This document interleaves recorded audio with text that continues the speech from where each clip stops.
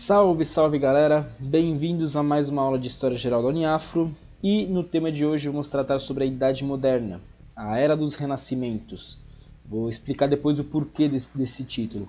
Antes de mais nada, hoje é dia 26 de maio de 2021 e é considerado o Dia Mundial do Desafio. Detalhe que o Dia Mundial do Desafio é uma ideia de você se desafiar, você se levantar para fazer alguma coisa, para fazer exercícios físicos, para melhorar sua saúde física no caso. E a cada ano esse dia é feito em um dia diferente.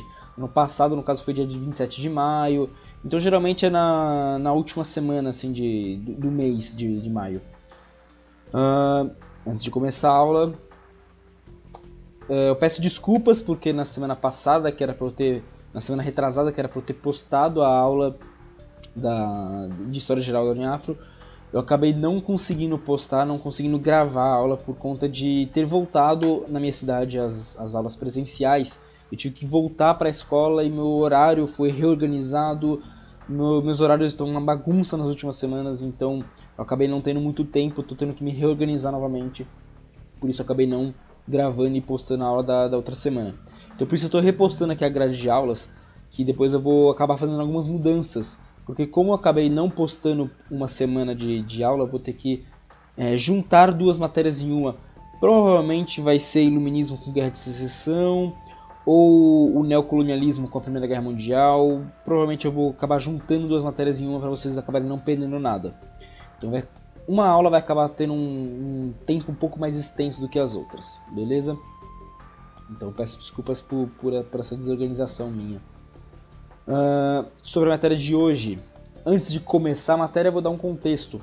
Na última aula que a gente teve, nós aprendemos sobre Idade Média, que era uma daquelas 5 fases que eu apresentei lá na primeira aula do cursinho. Agora nós acabamos a Idade Média para adentrar em uma nova fase histórica, que é a Idade Moderna, que é o período histórico ocidental compreendido entre os anos de 1453, que é quando a cidade de Constantinopla cai e o Império Otomano surge, até 1789, que é o começo da Revolução Francesa, que é quando começa a Idade Contemporânea, que é a matéria que eu vou passar mais para frente. Então, nós vamos ver várias coisas dentro da Idade Moderna. Nós vamos ver algumas matérias dentro da Idade Moderna, como o início da Revolução Francesa, como os renascimentos cultural, que é o de hoje, renascimento cultural, renascimento urbano, renascimento comercial. Nós vamos ver sobre grandes navegações, sobre o descobrimento da América. Nós vamos ver sobre o colonialismo na América Espanhola e o colonialismo na Ásia, na África. Nós vamos ver bem por cima assim, porque outros professores também estão tratando dessa mesma matéria. Mas enfim, a gente vai tratar sobre isso nessa fase histórica da Idade Moderna. Então, aqui no texto, como todos os períodos em que geralmente se divide a história, para facilitar a sua compreensão, a modernidade, como também é chamada, foi assim designada posteriormente, com o intuito de ressaltar certos aspectos em detrimento de outros. Então, Idade Moderna não era como era chamada naquela época. Na maioria das vezes, a forma como é chamada uma fase histórica, ela só é criada anos e anos mais tarde, centenas de anos mais tarde.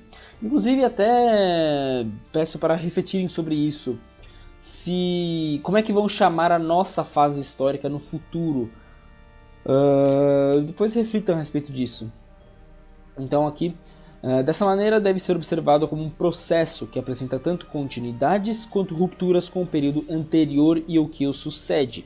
Em aspectos gerais, podemos caracterizar a Idade Moderna como um período de formação de estados modernos, que é uma das matérias que eu vou passar a respeito dessa fase. Então, como diz aqui, nós temos que ver a Idade Moderna como um processo, assim como todas as fases históricas. Então, um processo ele tem continuidades, ele dá continuidade a muita coisa que estava rolando na Idade Média. Nós temos as coisas que acontecem na Idade Moderna, elas têm um contexto histórico vindo da Idade Média. Mas também temos rupturas com o período anterior. Então a Idade Moderna ela rompe com vários ideais da Idade Média, vários ideais religiosos, vários ideais culturais, que é exatamente o que eu vou passar aqui em Renascimento e na matéria de reformas religiosas. Então temos várias rupturas com a Idade Média. Então algumas características da Idade Moderna são matérias que eu vou acabar passando durante essa fase histórica. Renascimento cultural, renascimento comercial, são duas matérias que eu vou passar na aula de hoje. Centralização do poder político, que é o absolutismo, que eu também vou passar hoje, e a criação dos estados modernos. O quarto ponto, reformas religiosas, que eu vou passar bem no geralzão e eu vou acabar focando em 3 reformas religiosas, que são as mais importantes. Expansão marítima, que são as grandes navegações, são as descobertas de novos locais para comércio e para colonização. E, por fim, o colonialismo, que é o que vocês vão acabar aprendendo em história do Brasil, e tem as colônias espanholas, as colônias francesas, inglesas. Então temos colônias em várias partes do mundo além do Brasil. Então foi nessa fase moderna que o Brasil acabou sendo descoberto, acabou sendo encontrado. Bom, dando continuidade, aqui nós começamos a matéria de hoje em si. Então nós começamos com absolutismo. Resumindo, absolutismo é a ideia de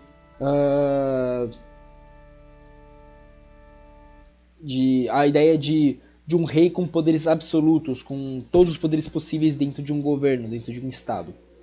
Então, vou até mudar aqui. Vou colocar...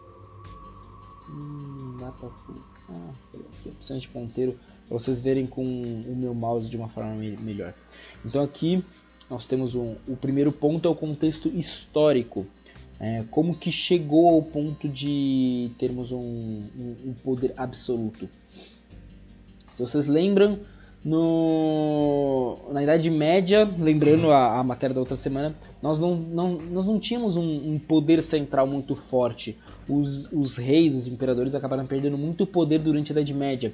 Então os senhores feudais acabaram ganhando muito poder nessa fase histórica. Ao final da Idade Média, esses senhores feudais começaram a perder poder com o ressurgimento das cidades, e por conta disso os reis retomaram o seu posto, retomaram o seu prestígio e o seu poder dentro dos reinos. Então esse é um contexto histórico para vocês relembrarem de como saiu de uma fase para outra. Foi por conta do ressurgimento das grandes cidades. O segundo ponto são as revoltas camponesas que enfraqueceram os senhores feudais. Se vocês lembram da matéria sobre a Idade Média, vocês vão lembrar que os camponeses, os servos que trabalhavam para os senhores feudais, eles tinham que respeitar várias regras. Então eles não tinham tempo para si mesmos, eles não tinham ganhos para si mesmos, eles tinham que trabalhar muito tempo para o senhor feudal, eles tinham que pagar diversos impostos. Isso por muito tempo funcionou. Funcionou até o momento em que as cidades começaram a ressurgir. Porque é aí que os camponeses começaram a se revoltar contra os senhores feudais e contra aquele pacto aquele pacto de feudos que obrigava o servo a ficar naquele local. Então várias revoltas surgiram nos feudos que enfraqueceram esses senhores feudais e que deram poder aos reis para voltar a ser o que era antes a Idade Média. Então aqui, como eu falei, a definição de absolutismo é que o rei tem poderes absolutos, ele tem os poderes totais dentro de um reino, dentro de um estado. Então o rei tem poderes judiciários, legislativos, religiosos, econômicos. Então todos os poderes dentro de um estado estão na mão de um rei. Tanto é que os reis acabaram ganhando poderes acima até do que a igreja, que era a detentora do maior poder da Idade Média. Bom, dando sequência, nós temos os modelos de absolutismo. Antes de mais nada, é importante entender que uma das características do absolutismo é que os reis eram vistos como pessoas com poderes absolutos. E eles, além disso, os reis eram vistos como pessoas divinas. Então elas utilizavam esse argumento para mostrar o porquê que eles estavam no poder. Eles seriam pessoas com linhagem próxima de Jesus, eles seriam pessoas que são deuses na terra, eles são pessoas são pessoas divinas, por isso eles podem e eles fazem parte do governo, eles são reis por conta disso. Então aqui nós temos alguns modelos de absolutismo. Diferentes países tinham diferentes tipos de absolutismo. Nós temos monarquias constitucionais, nós temos, como por exemplo foi o caso do Brasil, uma monarquia constitucional quando proclamou a independência. Nós temos monarquias absolutistas mesmo, como o caso da França, o caso da Espanha, o caso de Portugal, onde o rei é só ele e nada mais no poder. Nós temos monarquias, absolutismos parlamentares, como o exemplo da Inglaterra, onde o rei ele tem os poderes absolutos, mas existe um parlamento o auxiliando, o ajudando, fazendo parte diretamente do governo. O último ponto do absolutismo é a formação dos estados modernos, a formação dos países como nós conhecemos hoje em dia. Foi aqui que começou a surgir os países mesmo, os estados modernos, e diferente dos impérios das fases anteriores. Então, algumas características que podemos ver nessa formação dos estados modernos. Primeiro, que os estados modernos são com um rei com poderes absolutos. Segundo, que os estados modernos eles têm algumas regras econômicas para proteção daquele local, daquele país. Nós temos fronteiras muito bem definidas entre os países. Então não tem muito aquela questão de você tentar se expandir tanto quanto era nos impérios, que você pode se expandir sem qualquer regra. Então nós temos algumas fronteiras bem definidas agora com os estados modernos, e nós temos os ideais nacionalistas, nós temos esses ideais de patriotismo surgindo agora com os estados modernos. Então o primeiro dos estados modernos a surgir foi Portugal, e mais tarde a Espanha, Inglaterra e França foram surgindo. A Alemanha e Itália são relativamente países novos comparados aos outros da Europa próximos, nessa questão da formação dos estados modernos. Bom, dando continuidade, aqui nós temos o primeiro dos renascimentos, o renascimento cultural. Só um segundo que o notebook deu uma leve bugada. Então nós temos aqui o renascimento cultural. Para dar um contexto, renascimento cultural é o que geral conhece, que são as pinturas, as obras de artes, os livros, a parte cultural do renascimento. O renascimento, resumindo, é um movimento cultural, filosófico, econômico, político, que surge na Idade Moderna para acabar com aqueles ideais da Idade Média que veio anteriormente. Tanto é que foi no Renascimento Cultural que surge o termo Idade das Trevas. Eles viram a Idade Média como uma Idade das Trevas, eles viram a Idade Média como uma fase muito ruim da humanidade, por conta de tudo que tinha acontecido. Eram pessoas morrendo por causa de peste, eram pessoas morrendo por causa das cruzadas, das guerras, eram pessoas morrendo de fome, de frio. Então, as pessoas da Idade Moderna, elas viam a Idade Média como algo extremamente ruim, e por conta disso que surge o Renascimento, esse grande movimento. Ele surge com a ideia de acabar com aqueles ideais da Idade Média e fazer ressurgir a Europa como um novo começo, trazendo coisas que faziam parte da Idade Antiga. Então essa é a ideia, ressurgir a Europa, renascer a Europa. Então nós temos 3 tipos de renascimentos: o renascimento urbano, que é o renascimento das grandes cidades, o renascimento econômico e o renascimento cultural, que é esse primeiro. Então, agora que eu dei o contexto e expliquei o que é renascimento, vamos às causas do renascimento. Eu já comentei uma das causas que não aparece aqui nos slides, que é a tentativa de ressurgir a Europa. Nós temos 2 causas muito importantes no renascimento cultural especificamente. O primeiro, que é a ação dos mecenas. Os mecenas eram caras ricos, caras que enriqueceram com o comércio na Europa, e eles utilizavam esse dinheiro para investir no renascimento cultural, para provocar essa mudança cultural na Europa. Então os mecenas eles pagavam pessoas para criar obras do renascimento cultural, tanto obras artísticas quanto obras culturais. eram livros, pinturas, esculturas. Então os mecenas que foram os causadores desse renascimento cultural, porque era eles que investiam nesse renascimento cultural. Tanto é que a Igreja Católica chegou a ser mecenas, fazer parte dos mecenas, porque a Igreja Católica enriqueceu muito na Idade Média. Então eles tinham poder aquisitivo para investir nos artistas do Renascimento, como por exemplo o Michelangelo na Capela Sistina. A outra causa é o contato com as civilizações orientais. Lembram que na aula sobre a Idade Média eu comentei sobre as cruzadas?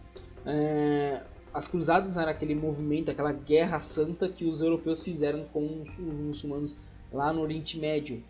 Essa guerra fez com que as civilizações orientais entrassem em contato com as civilizações ocidentais. Então, os europeus entraram em contato com uma cultura muito diferente da deles. E isso fez com que a cultura europeia mudasse também, porque eles começaram a pegar muito das culturas orientais para colocar nas culturas europeias. Então essas foram as duas causas do renascimento cultural especificamente. E aqui nós temos as características do renascimento cultural. Primeiro, o racionalismo. Você dá muito valor às coisas racionais, você dá muito valor a você usar a razão para você chegar à solução de um problema. O segundo ponto é o cientificismo, que é a ideia de você usar a ciência para responder as coisas. Então, diferente da Idade Média, em que eles utilizavam muito da religião para responder tudo, agora não. Na Idade Antiga também era a mesma coisa, eles usavam muito da religião. Agora você usa a ciência para responder as coisas, para chegar à solução das coisas, junto ao racionalismo. Então, tanto é que o cientificismo acabou se ligando muito para o começo das grandes navegações. O terceiro ponto é individualismo.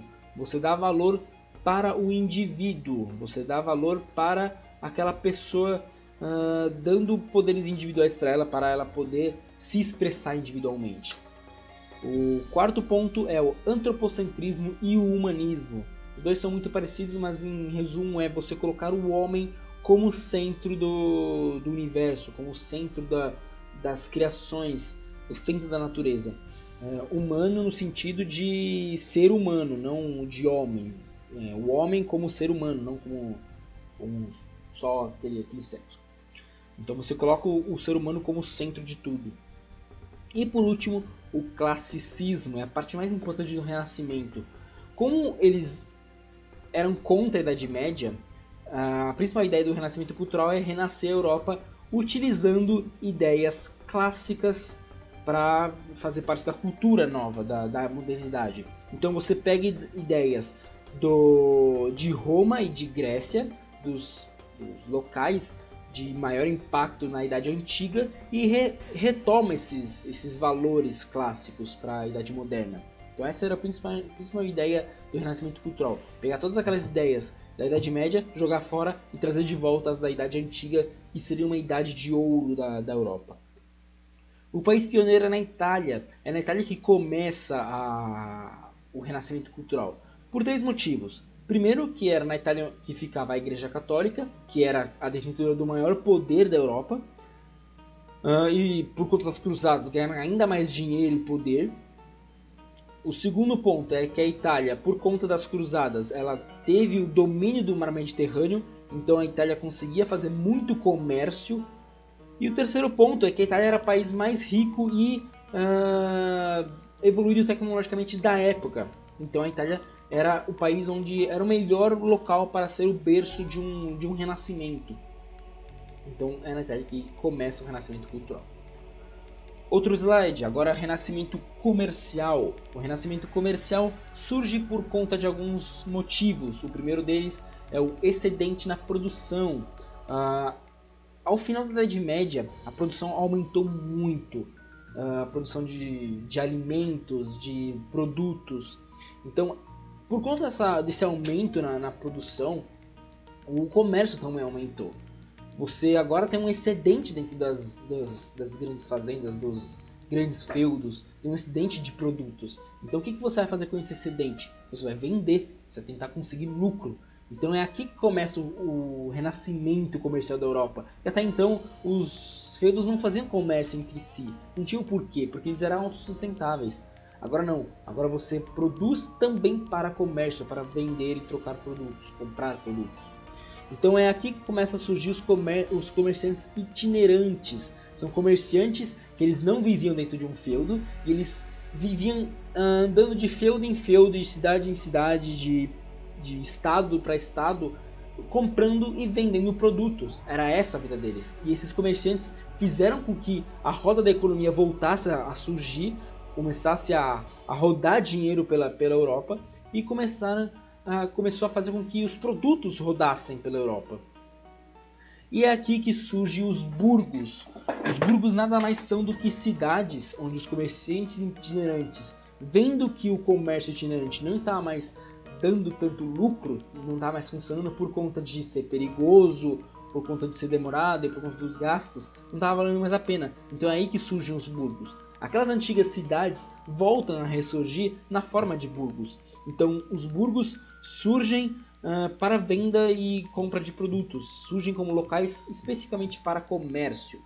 Então os burgos são chamados dessa forma por conta dos burgueses, que são os caras que surgem nesse local. São os comerciantes ricos que formam uma nova classe social na Europa. Os burgos também formam as feiras. As feiras nada mais são do que junção de comerciantes que se juntam para se auxiliar naquele comércio. Então tem um sapateiro com um comerciante de comida, com um comerciante de roupas, eles se juntam para auxiliar um ao outro e vender junto aqueles produtos. As feiras fazem com que surjam as ligas. As ligas são junções de burgos que se juntam também para se auxiliar, para fazer com que algumas cidades vendam alguns tipos de produtos e outras não. Então uma cidade iria auxiliar a outra na venda e na compra de produtos. E isso a formação de ligas acaba formando os estados modernos também, acaba auxiliando na formação dos estados modernos. Continuando, as consequências desse renascimento comercial. Primeiro, surgimento de ideias capitalistas. É aqui que surge o capitalismo com todas as suas ideias de que o Estado não poderia mandar tanto no comércio, aquelas ideias de que o comerciante tem que buscar o lucro acima de tudo. A segunda consequência aqui é o surgimento da burguesia. A burguesia, como eu comentei, surge nos burgos, são caras que enriqueceram com o comércio e por conta disso formaram uma nova classe social que disputava com os nobres antigos. E além disso, nos burgos surge uma coisa que eu acabei não comentando, que é a chamada carta de franquia. São cartas que o rei dava para um burguês, dando direito a ele de produzir alguma coisa. Então ele teria o monopólio daquele produto em determinada cidade. Só ele poderia vender determinado produto. Então imagina que eu sou um sapateiro, eu tenho uma carta de franquia vindo do rei, eu consegui uma carta de franquia através de um rei, só eu vou poder produzir sapatos naquele burgo, naquele local, naquela liga, naquela sociedade. O terceiro ponto é o surgimento do mercantilismo, as ideias mercantilistas, as ideias metalistas de você... são ideias como você ter moedas cunhadas a ouro, a prata, então você usa metais preciosos como moeda de troca e compra de produtos.